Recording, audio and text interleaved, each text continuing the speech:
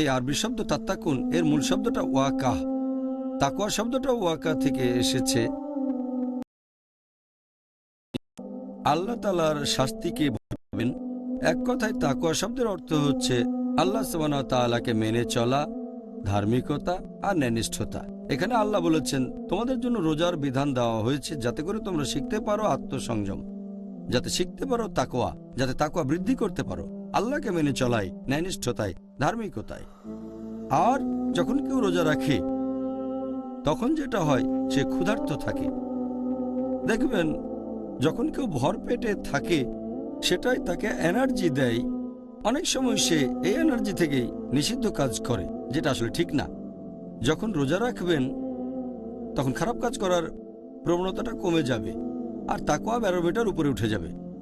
সেজন্য রোজা পালন করলে আপনি মুত্তাকি হতে পারবেন, তাকওয়া বৃদ্ধি করতে পারবেন।